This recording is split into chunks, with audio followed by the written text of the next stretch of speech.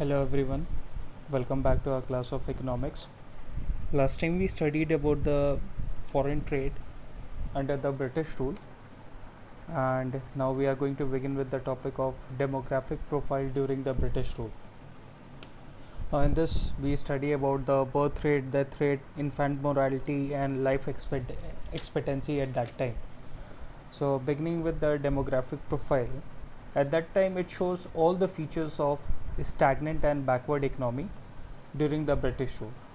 Here we can focus on the following parameters, that how can we can see or we can understand the demographic profile at that time and right now. So first point, birth rate and death rate. Now both were very high at that time. Birth rate was 48 per thousand and death rate is 40 per thousand. This shows massive poverty in the country. Now second point, infant mortality rate means death rate of children below the age of 1 year, and that was also very high at that time, and that was 218 per thousand, while at present it is 32 per thousand. Now high infant mortality rate is the sign of poor health condition with extreme poverty. Now third point, life expectancy means average life of the people at that time was 32 years, and in present days it is 69.4 years at right now. Now we can say that the low life expectancy shows lack of healthcare facilities and lack of awareness as well as lack of means to avail them. Now we talk to the fourth point, that is literacy rate. It refers to those who can read and write was merely 16% at that time, and it reflects social backwardness as well as economic backwardness. Now we talk about the female literacy rate. It was only 7%, and this also shows gender bias in the society. Now we talk on the demographic transition. Now in year 1921 was considered to be the year of great divide. It means we can see the population of the country to be increasing and decreasing. Means before 1921 the population was never consistent, and after 1921 it was consistent rising, means continuously rising. So we come to the second point.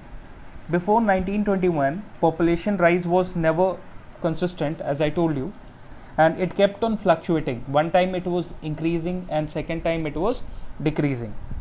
So after 1921 population was regarded was continuously rising, means it was consistent rising. So now we talk on the fourth point. In the census of 1901 showed a decline of 0.04 crore, means that the total population which was recorded in 1891 was 23.87 crore, and then when the decrease of 0.04 crore was there, then the population in 1901 was 23.83 crore. So now we talk on the fifth point. Then the census in 1911 showed a rise of 1.38 crore, means in 1901 population was 23.83 crore, and in 1911 population was 25.21 crore. So here we can see the rise of 1.38 crore. Now we talk about the sixth point. Again in census of 1921 showed a decline of 0.07%. Sorry, it is not percent, it is crore. Means from 25.21 crore in 1911 to 25.14 crore in 1921. So here we can see the decline of 0.07 crore. Now we come to the seventh point. from 1921 onwards, the total population never declined and it kept on rising.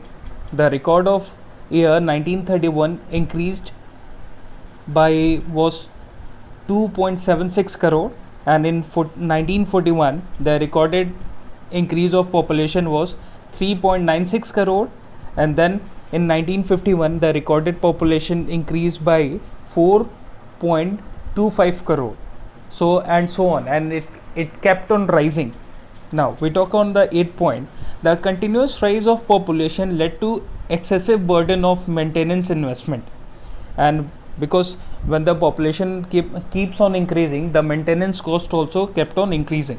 So it is a expenditure which country has to incur on the maintenance of existing population. So country has to also do some expenditure to maintain its existing population in the country. Now we talk on the 9th point. The maintenance increase maintenance or investment maintenance which is high, it means the growth oriented investment is very low. Means when the expenditure on the maintenance of the public is very high, it means we cannot focus on the growth oriented programs.